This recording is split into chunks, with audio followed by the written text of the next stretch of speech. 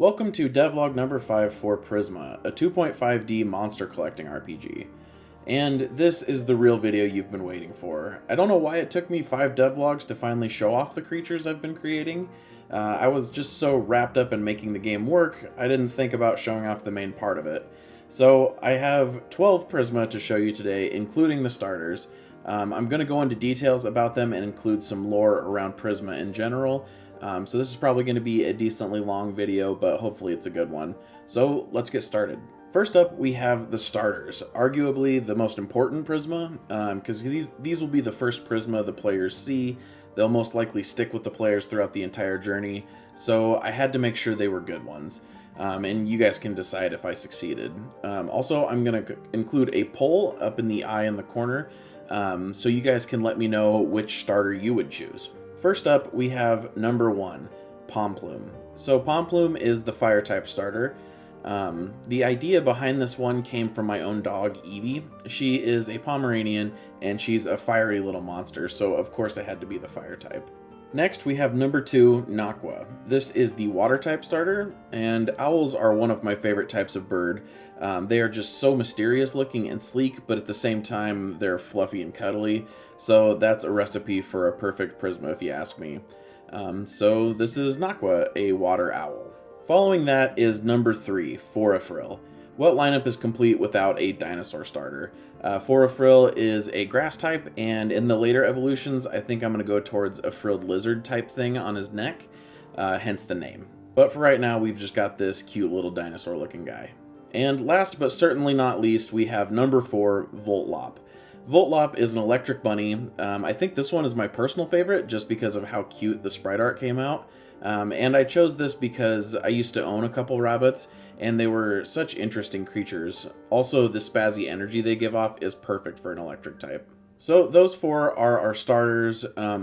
The art is pretty solidified, but I might change the names, and I'll explain more about that in a second. Also, I'm very aware that Pokemon is a behemoth in this genre, and anything I do will be compared to Pokemon just by the virtue of Pokemon being so huge. Which I don't necessarily think is a bad thing. I'm just trying to be aware of it and make distinctions from it where I think it can be improved and embrace the tropes that they've established over the last 25 years. So for those reasons, I'll probably be making a lot of comparisons to Pokemon throughout these videos, since it's a nice point of reference for everyone watching. With that out of the way, you might have noticed that I am numbering them 1 through 4, and I'm not leaving any room for evolutions. Coming from a programming background, I really like hierarchical number systems, like either using a dash or decimal like software versions do. For example, like the Pomplume would be number 1, and then the second stage of Pomplume would be numbered 1.1 or something like that. That way, if I ever decided that Pomplume should evolve into a different type, or like an alternate version, they can be 1.2, and I can add that in at any time and it doesn't really mess with the numbering system, or something in this vein. I haven't really fully landed on a solution here, so these are just my thoughts so far. Alright, back to the Prisma. This next set of 4 are the Prisma that the players will most likely find in the starting area, so they will be the earliest additions to the player's team in their first captures. Also, this first area that they will be in is a plains area, so a lot of the creatures are based on animals that you would find in a plains region. First up, we have Gravox, a grass-type buffalo Prisma. I had a hard time naming this one. Actually, I'm generally bad at naming things, so let me know if you've got a better name for any of these in the comments. So you might have seen that this one in earlier devlogs was named Biscoa, but I wasn't super happy with that, so I ended up changing it to Gravox, but it is the same Prisma, just the name changed.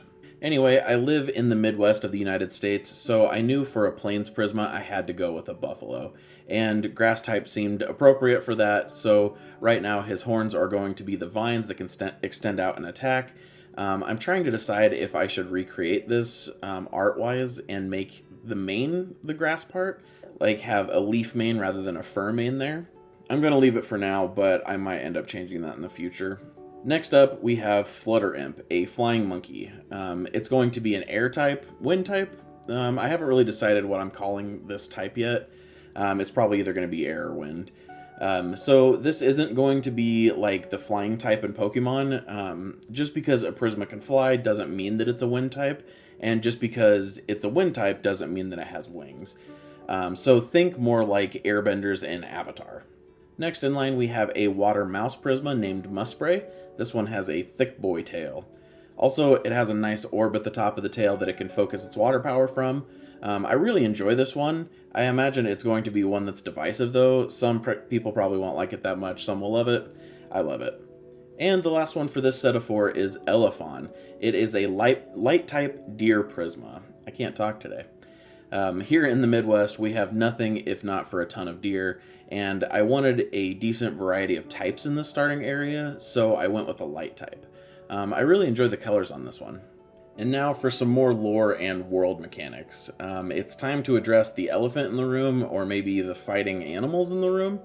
I have such nostalgia for all these old monster collecting games and shows, and I love animals in the real world. So the two big awkward things that come up with things like Pokemon is, one, do they eat Pokemon? And two, they're kind of just making their pets fight each other, and that's pretty messed up. So the first one is easy. I made the Prisma these energy creatures that come from crystals, so it's just easy in my world to say that they aren't made of meat.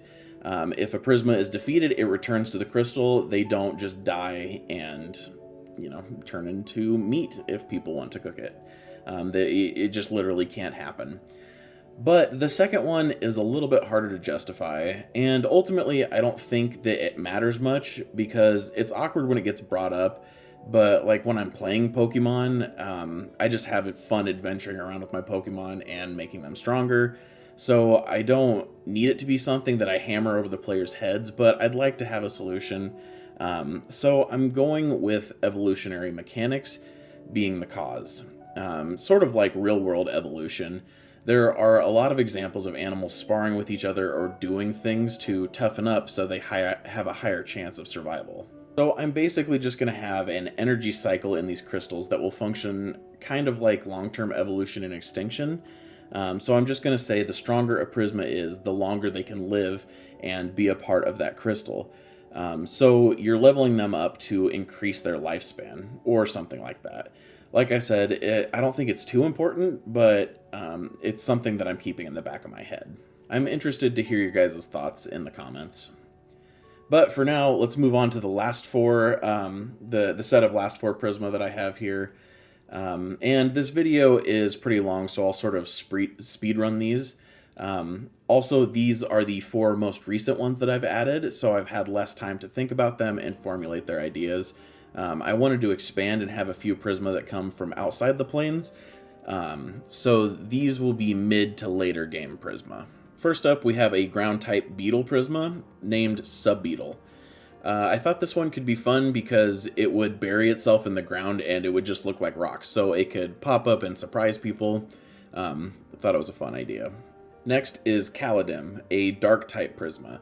This one didn't really have an animal inspiration. I tried to go for some sort of new creature. It's interesting for sure. I might tweak it though. I'm not 100% happy with it. We'll see.